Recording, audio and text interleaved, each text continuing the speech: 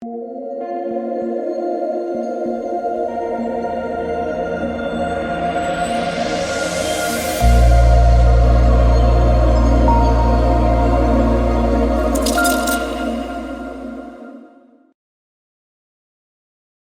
first NFL Sunday of the year is only a few days away, guys, and I am so excited. We got 13 games to talk about, but before we get into the breakdown, if you guys are a first-time viewer, welcome to my channel. My name is DK. I do cover content for Draftkings and for Prize Picks.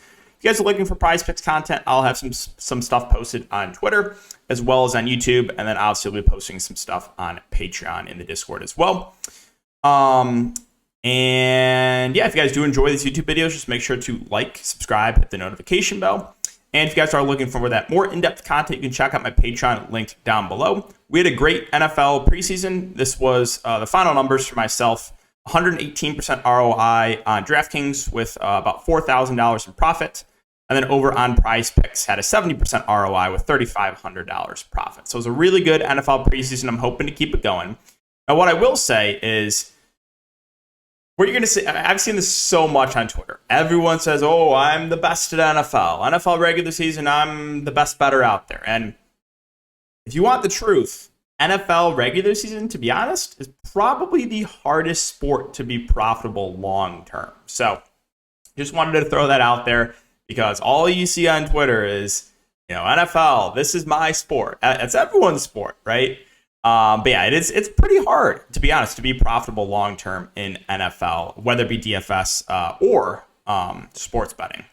And then I didn't recap this. This was the last day of preseason, but I ended up taking first. This is only a $33 entry. I was debating entering the $250 tournament. I forget what the high stakes entry was. I was almost going to because there's some overlay. Didn't end up doing it. Had I entered it, it would have been a $2,500 win as well, but still can't complain turning $33 into $500 the last day of the NFL preseason. Okay, so let's talk about these 13 games, and what we'll do is we'll actually go team by team. We'll run through all the positions and kind of, again, point out some players I like, maybe some cash plays, some tournament plays, some guys I think will be low owned. So let's start off with Philadelphia and Detroit. And on the Philadelphia side, Jalen Hurts coming in at 6.8K. I do think he's going to be a pretty popular quarterback play on this slate. Decently high over-under. Hurts obviously a guy that has rushing upside. I think he's going to be one of the more popular cash game quarterback plays as well. Lions defense, not super scared of them. So Hurts, all around a solid play, will be popular. Again, definitely a cash game play. At running back, Miles Sanders is at 5.4. I mean, he's not going to be super popular. Every year, there always seems to be hype about Miles Sanders, and every year he seems to let down. They also have Gainwell as the number 2 back. I think he'll kind of mix in as well. I'm not convinced that Miles Sanders is going to be a bell cow back, so more so just contrarian plays there. At wide receiver, we have A.J. Brown, Devontae Smith at 6'4 and 5'5. They're kind of just there for me. If you're buying into Jalen Hurts really taking a step forward, passing the ball this year, then obviously you can look to these wide receivers. Quez Watkins is the number 3 wide receiver for what it's worth. And then at tight end, you have Dallas Goedert at 4.5. Again, kind of just indifferent on him. Don't think he's going to be super popular. I think he's a fine play. We know Philadelphia loves going to their tight ends. Now, on the Detroit side, not really looking at Jared Goff at 5.4. I know it's a cheap price point, but I think there's other cheap quarterbacks I'd rather get to. At running back, I do think DeAndre Swift's going to get some ownership, both in cash and in tournaments, but for good reason. Now, last year to start, it was kind of, a split with him and Jamal Williams. I do think DeAndre Swift's going to get much more hefty workload this year. Again, he's very involved in the pass game as well. A game full of independent running backs. So I do like Swift in both formats. I think he's going to get some ownership. At wide receiver, you have St. Brown at 6'1", DJ Chark at 4'8", and then Josh Reynolds at 3'6". None of them really stand out to me. I know St. Brown had that massive, season down the stretch. But again, we do have Swift back. We do have Hockenson back. So I want to kind of wait to see if St. Brown's still going to dominate with those guys back, or maybe he does take a little bit of a step back. And then at tight end, Hockenson at 4.9. Again, I think that's kind of just a solid play. Lions don't have a lot of talent in the wide receiver group, so I do think Hockenson will be one of the guys that they utilize a lot. All right, Baltimore and the Jets. So Lamar Jackson, 7.3. Obviously a guy that is, firmly in play in both formats, in my opinion, just because the rushing ability is a guy that can go get you, 80, 90, 100 yards in the ground. The Jets defense, like I said, I'm not super scared of them. So Lamar, definitely a solid option there at quarterback. Now, running back is something to keep an eye on. J.K. Dobbins is banged up. kind of 50-50 whether or not he's going to be available. Now, if he's not available, they do have Mike Davis listed as the number 2 back, so I would think he gets the first crack at the starting role. Now, I don't think he'll be like a bell cow if Dobbins misses. You'll probably see some Justice Hill. You might even see some Kenyon Drake, who they recently signed. So we'll keep an eye on that situation there for Baltimore. A wide receiver, Bateman's at 5'3", should be the number 1 guy. Then you have Duvernay and Prochet, both really cheap at 3'8" and 3'3". If you're buying into Lamar Jackson as passing attack, you can possibly take some shots on those guys in tournaments. And then Mark Andrews definitely going to be the safest target here. We know Lamar loves going to Mark Andrews, his safety net, safety blanket, if you will. So, yeah, Mark Andrews is pricey, but do think it is worth it if you have the salary. Now, moving on to the Jets. Again, I'm definitely not looking at Joe Flacco. We just got that confirmation that Zach Wilson is going to be out until at least week 4. Running back, I do not trust this at all with Breece Hall and Michael Carter. I think it's going to be a split. I think it might be even a 3-headed monster. I'm going to take a wait-and-see approach here for week 1. The wide receiver, I mean, you don't know super cheap price points here with Moore, Davis, and Wilson, so I'll probably mainly be full fading this Jets offense. Tight end, you have Uzama and Conklin. Now, Conklin is a guy that's been, doing well in practice, but technically listed as the number 2 tight end behind Uzama. And moving on to the Saints, so Jameis Winston, starting quarterback, 5.3K. I do think it's at least in consideration. Atlanta, again, not super scared of them defensively, so just a little bit of interest in Jameis. A running back, Kamara, 7.6, might fly a bit under the radar as far as, the spend-up running backs go. I think it'll get more ownership for guys like Taylor and McCaffrey. I think Eckler will get more ownership. So Kamara might go a little bit lower owned. Now, the downside here with Kamara is he's not going to be like a true bell cow back. You're definitely going to see Mark Ingram work in, maybe like a 70-30 split. But Kamara should be utilized heavily in this offense. And if Michael Thomas is out, you'll see even a bigger boost there for Kamara. The wide receiver, again, Thomas, we'll see. He was limited in practice with a hamstring. He's just been banged up like last 2 years. So we'll see about the stats of Thomas. If he does play, you can obviously take a shot at him for tournaments. If not, opens up a little bit more for guys like Landry, Olave, maybe one of the cheaper guys like Marquez Callaway.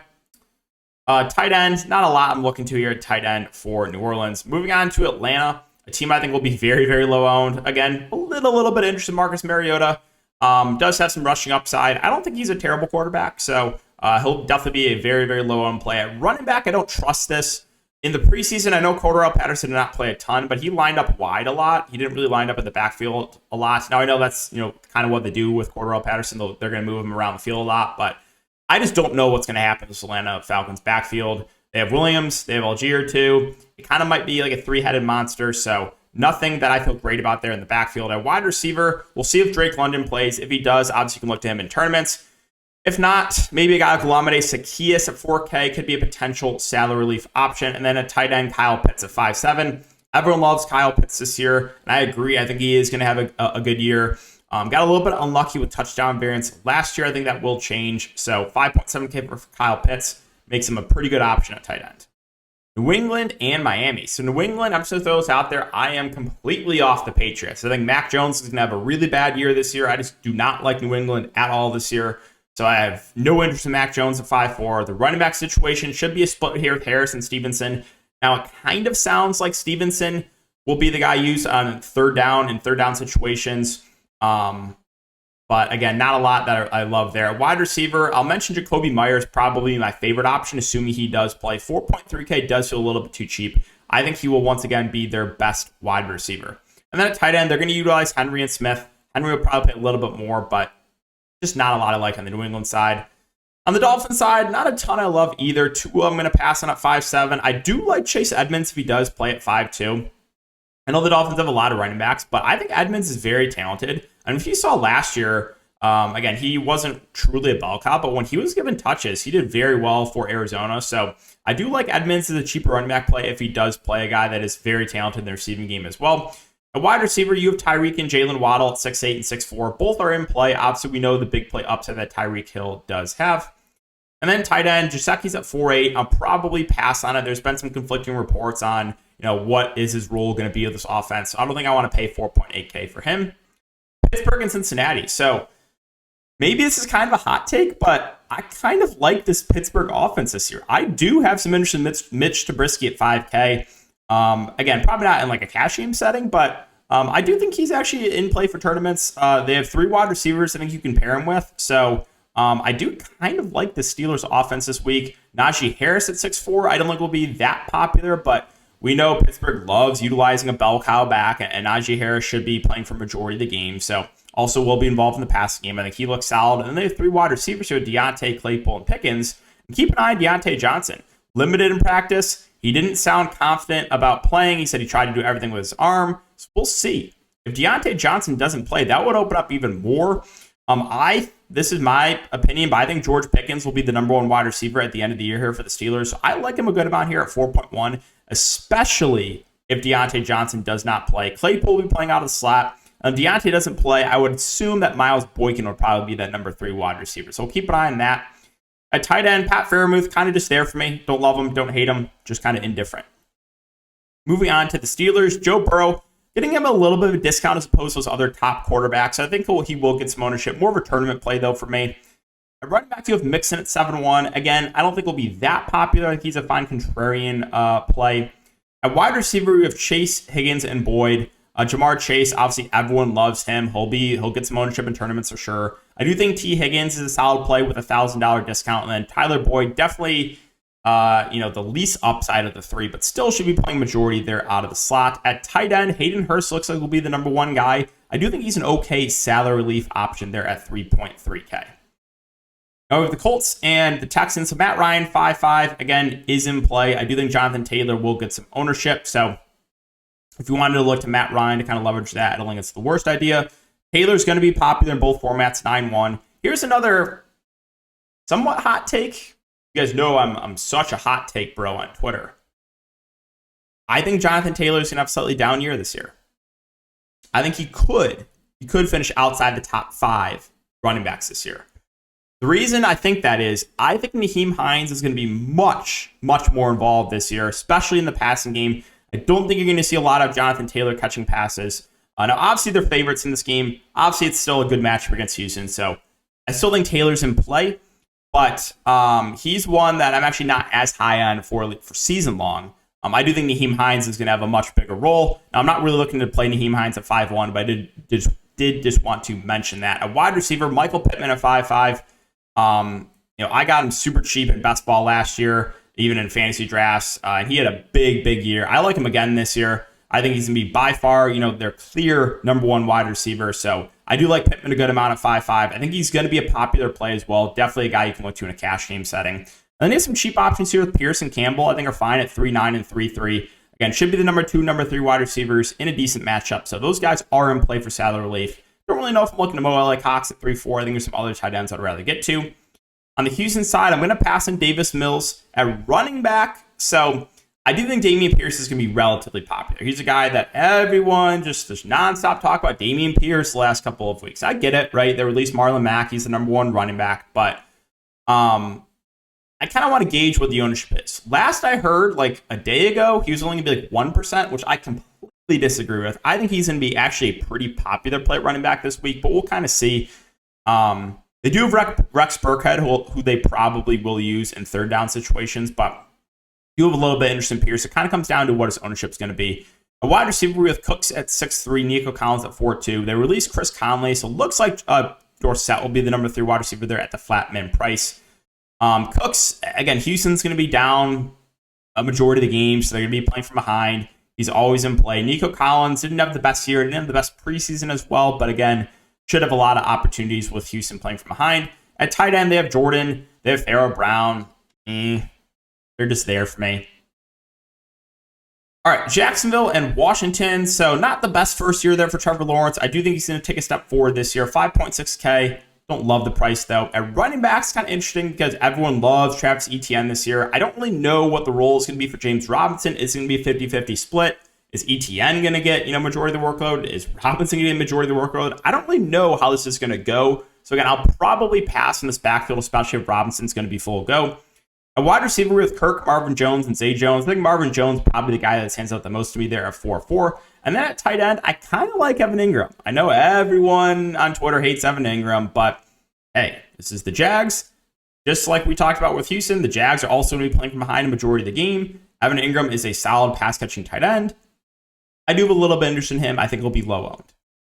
On the Washington side, not a ton of interest there in Carson Wentz. At running back, probably going to stay away from. I know obviously Brian Robinson isn't playing this game. Antonio Gibson's at 5'8". He'll probably get the first crack at it. But what I've heard, they might even work some Jonathan Williams in there. McKissick could get some third down work. So I don't love this Washington backfield. A wide receiver, we have McLaurin at 6'5". He's totally fine.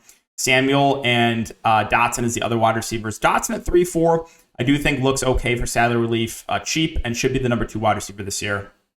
And then at tight end, Logan Thomas, if he does play, I do think is a solid play. But again, keep an eye on his injury status.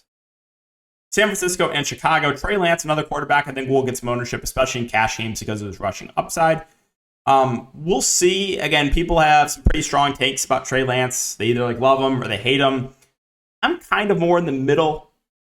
I just he's just there. I don't really have a super strong take on Trey Lance this year. So again, I think he'll get some ownership for sure in both formats. At running back, we have Elijah Mitchell. We have Jeff Wilson. Mitchell should get the first crack, obviously, at starting running back. But I do think Wilson will get mixed in as well. At wide receiver, Debo's at 7'4". I don't love the price point for him. Ayuk at 5'2". Again, not a lot stands out there in the passing attack. At tight end, we'll keep an eye on George Kittle if he doesn't play. Tyler Kroft will probably pick up the start. Moving on to Chicago, Justin Fields at 5'6". I don't think actually will get a ton of ownership. I think guys like Hurts and Trey Lance, those more also mobile quarterbacks will get more ownership. But I'm not completely ruling out Justin Fields, who does have a ceiling, again, because of his rushing ability. So 5.6K, definitely in play for salary relief. A running back, Montgomery. So another one where people either love him or they hate him. But it kind of is looking like Dave Montgomery will be a guy that is going to get a pretty hefty workload once again. He can catch passes out of the backfield as well. So I think he's in play as a contrarian option. At wide receiver, they're a bit banged up. It looks like Mooney, Pringle, and then St. Brown will be the top 3 guys, assuming Vells-Jones does not play. Mooney being my preferred option there at 5'7". At tight end, I do like Cole Kmet at 3'7". I think he's going to have a solid year, good pass-catching tight end. Cleveland and Carolina. Cleveland's a team, another one that I'm kind of off of. I don't have a ton of confidence in Jacoby Brissett. Running back should be split with Chubb and Hunt. Chubb obviously being the guy that gets the first crack at, early down situations. Wide receiver, there's just not a lot here. Cooper's at 5'9". He's kind of, in my opinion, more on the downhill of his career. Peoples-Jones at 4'4". I will say Njoku, probably my favorite play here at 3.9K. I think he's going to be utilized a lot more. Cleveland had 3 tight ends last year, but I think Njoku is going to be, again, a lot more utilized in the passing game. Moving on to Carolina, Baker Mayfield. I do think it's a slight upgrade over Sam Darnold, but I don't have a ton of interest in playing him for DFS. A running back, I do like McCaffrey a good amount. Again, him, Jonathan Taylor, like I said, are going to be popular. I actually would lean McCaffrey over Taylor for what it's worth. I think he just has a little bit higher floor with his pass catching ability. I don't think Jonathan Taylor's going to be utilized much in the passing game this year, so I actually prefer McCaffrey over Taylor at running back, as far as spend ups go.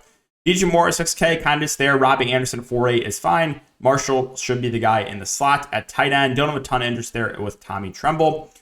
Green Bay. So Green Bay is interesting. We'll talk about wide receiver here. Aaron Rodgers at 7K is going to be low owned, but another relatively high total game here with Green Bay and Minnesota. I do think he is a viable tournament play at quarterback. Running back should be split here, Jones and Dillon. I actually think it's a little bit easier to get to A.J. Dillon. Now, Jones probably the better pass catcher of the two, but I still think they're going to utilize A.J. Dillon in the as far as catching passes as well. So both running backs in play. I actually think Dillon a little bit safer than Jones. Wide receiver, this is where it gets tricky. So Lazard, we'll see if he plays. Didn't practice with an ankle injury. He is going to be the number 1 wide receiver if he's healthy. If not, then there's just a lot of question marks. They have Watson, who's been banged up. Looks like he'll be available. Sammy Watkins, who knows what he's going to be. Randall Cobb is complete dust at this point of his career. And then they have Romeo Doubs, who could play a good amount too at the flat min price. A guy that, I played I played a couple times in the preseason. But so Green Bay, there's some question marks here at wide receiver. I think if Lazard doesn't play, you can look to some of these cheaper guys like a Dobbs at the flat min price. So again, we'll keep an eye on the Lazard news. That is pretty important.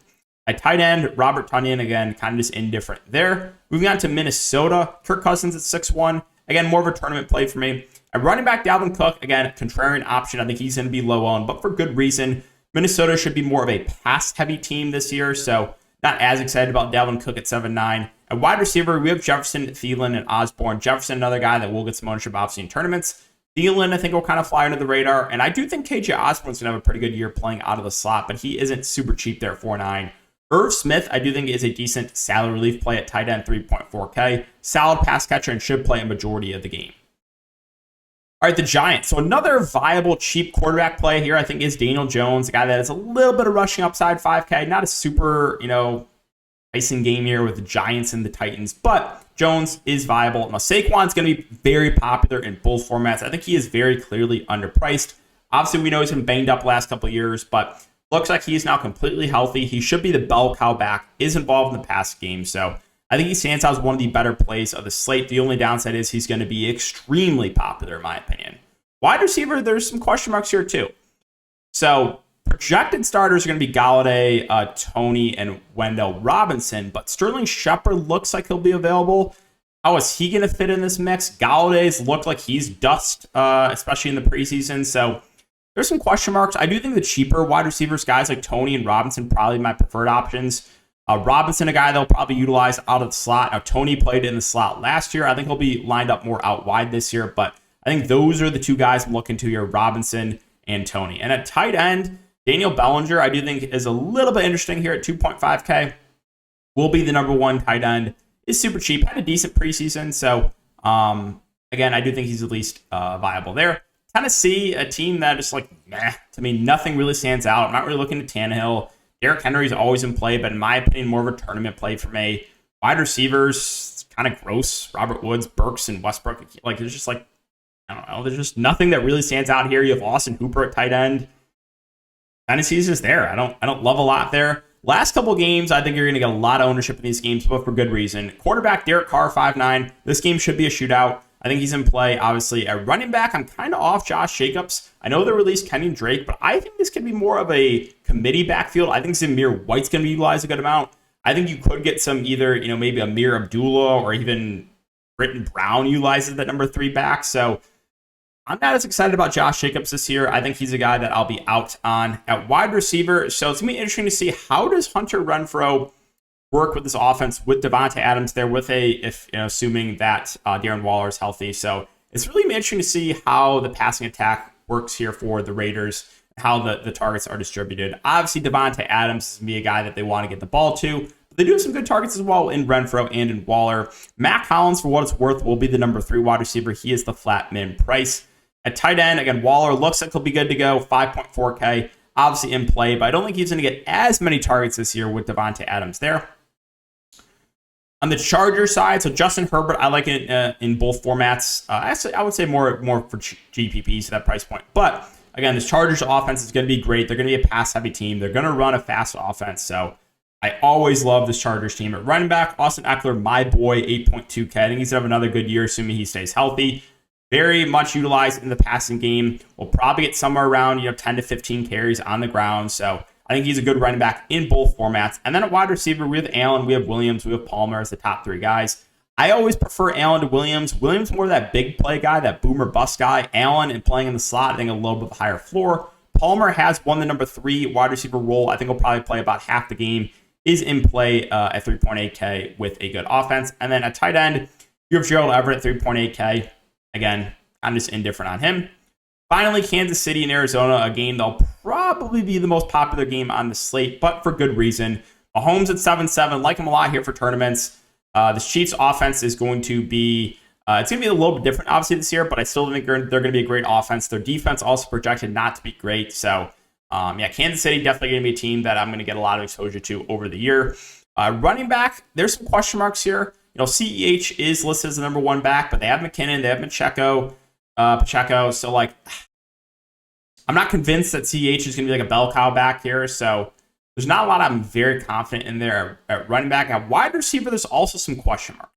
I see everyone loves drafting Sky Moore. Everyone's on Sky Moore. I have some hesitations here. I'm not convinced that Sky Moore is going to be utilized as like a number 2, number 3 wide receiver. I think right now he's going to be the number 4 wide receiver. So I think the top 3 guys are going to be Juju, MVS, and Hardman. Now, Hardman's another guy that everyone hates, right? No one likes McCole Hardman. Everyone loves Sky Moore. That reason, I kind of like McCole Hardman here for tournaments. I think he's going to get no ownership. Pat Mahomes said he's going to be very much involved in the offense this year, that being McCole Hardman. Obviously, no more Tyreek Hill. So I like Hardman for tournaments. I think Juju is going to be the safest bet, probably, playing a good amount there in the slot. So I think he is probably your safest bet. And then we know MVS has that big playability as well. So, yeah, Chiefs wide receivers are relatively cheap, right? And there's just some unknowns. And then a tight end, we know what Travis Kelce is. He's, top option in this offense, a safe play. I know he's getting up there in age. I still think he's probably got another year or so before he starts going, downhill a good amount. But yeah, Kelce still, I think, is a very good option there at tight end. And finally, the Arizona Cardinal. So you guys know Kyler Murray is my boy. I like him a good amount here for week 1. A guy that does have rushing upside. Not really like Lamar Jackson or Jalen Hurts, but he can go give you 40, 50 yards in the ground. This is projected to be the highest scoring game on the slate. I think there's going to be very little defense played in this game. So like Kyler a good amount. At running back, now this guy, don't get me started with James Conner. This guy caused me incredible pain last year, and I mean incredible pain. Every single time I stack Kyler Murray with a couple wide receivers, you get James Conner vulturing every touchdown. So I stacked Kyler probably like 3 or 4 times last year. Every one of those games, James Conner had like 3 touchdowns. He just couldn't make it up. So caused me incredible pain, James Conner.